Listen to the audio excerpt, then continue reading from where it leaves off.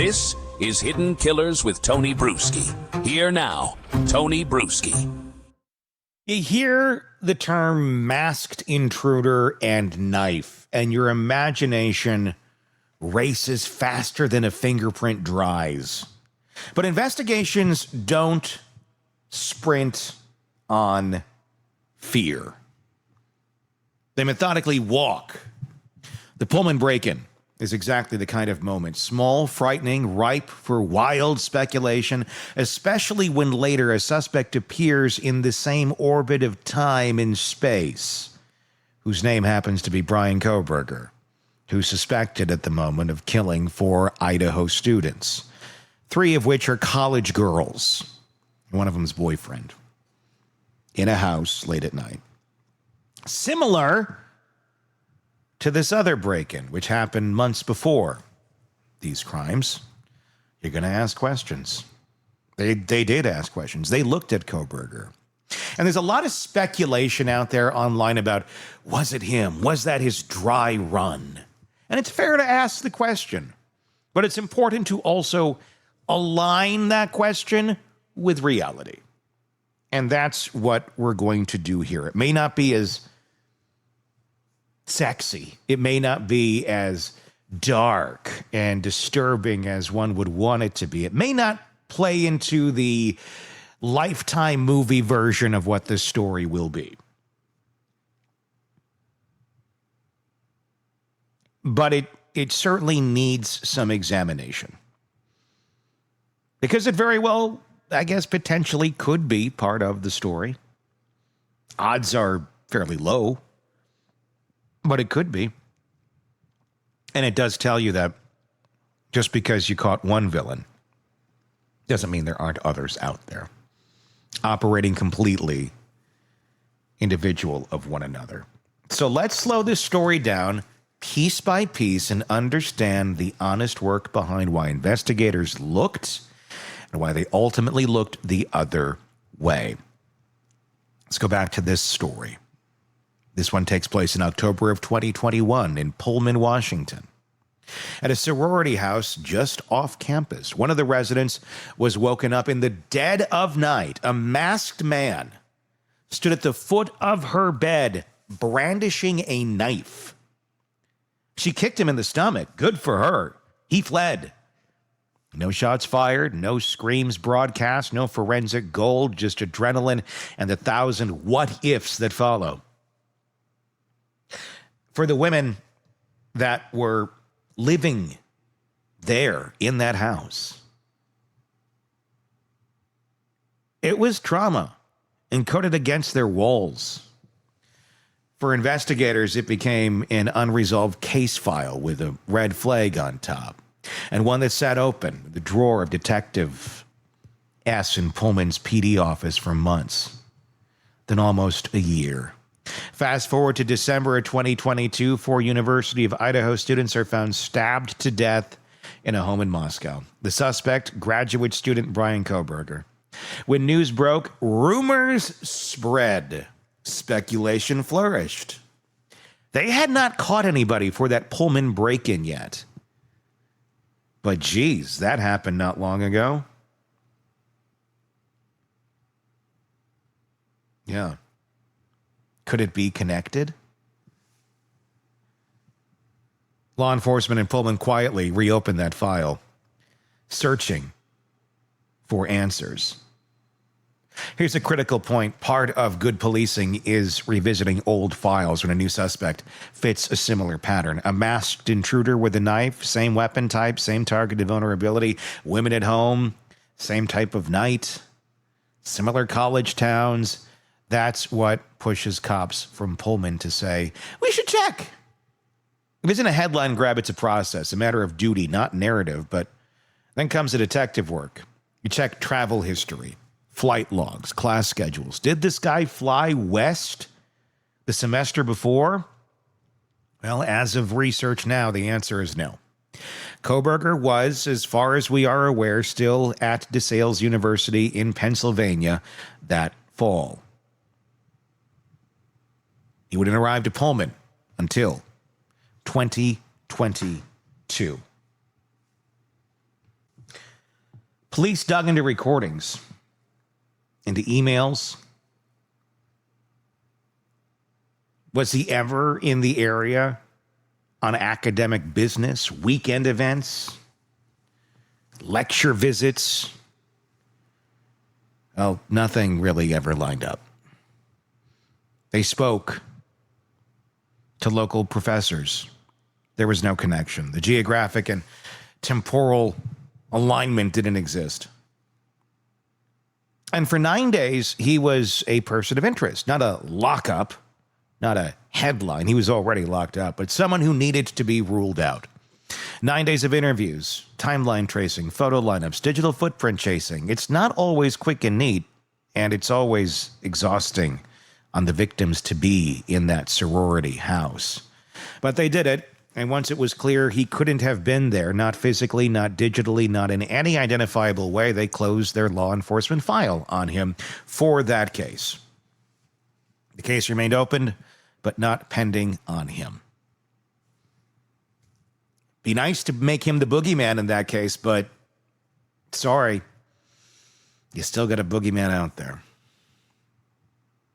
It's that kind of discipline that rarely makes for a viral soundbite, but it's a discipline worth honoring and worth telling. So let's zoom out on why this matters. First, it speaks to investigative integrity. Not every similar incident is the same crime. Masks and knives don't connect hearts or honor. Only evidence does. The name on a case file, even a high-profile one, is not enough. You need confirmations, alibis, witnesses, digital footprints. Without them, you clear responsibility. That's what happens here. And what happened here. Second, it exemplifies how narrative poison spreads. The public tends to think similar patterns equals same person, and sometimes it does. A lot of crime shows lean on that. That's why we ask questions. But it's also important for crime shows to just accept reality on reality's terms when the evidence shows, you might have been leaning into something, but if that's not what the evidence shows, then sorry. And in my opinion, I think you got another creep out there. There are creeps like this on college campuses. That's not new news. Not all of them go to the extent of Kohberger, but there are certainly individuals that do this sort of thing that need to be found. And it's easier to find them when you're looking for the right person, not hung up on if this boogeyman over here is that boogeyman over there. People across jurisdictions are often unconnected. A late-night intruder with a knife could just be as easily someone local, disturbed, desperate, or displaced. We don't hate speculation. We just shouldn't mistake it for proof. Third, it shows how investigators stay accountable, especially when the suspect had already been convicted elsewhere. If you're watching from home, you might hear investigating and think suspect, but sometimes reinvestigate simply means make sure and then move forward. And that's what was done. Authorities made sure, then move forward. Not the same thing as wrestling for headlines.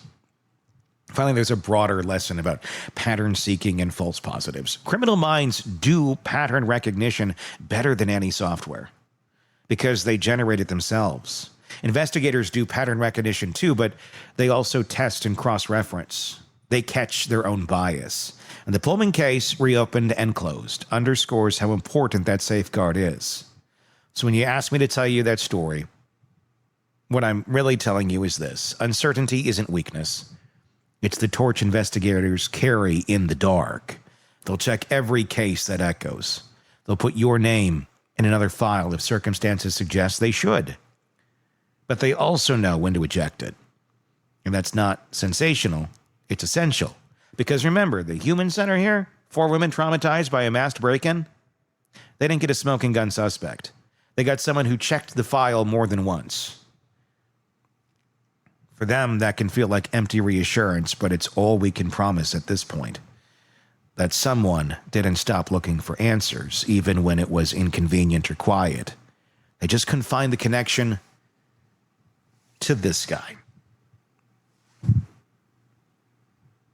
So, when snippets from the Pullman file appear later, Kohberger was evaluated.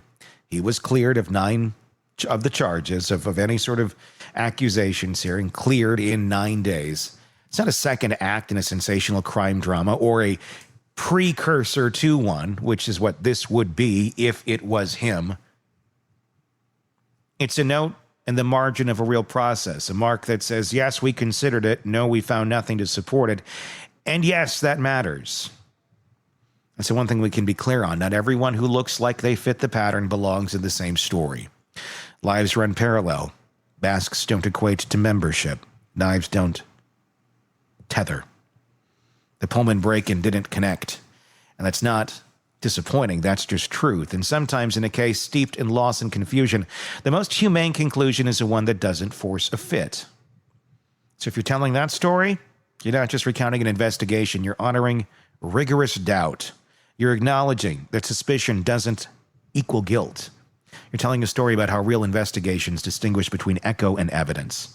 And when the echoes fade, what remains isn't emptiness, it's clarity. It's saying, we didn't find you here, but we didn't stop looking.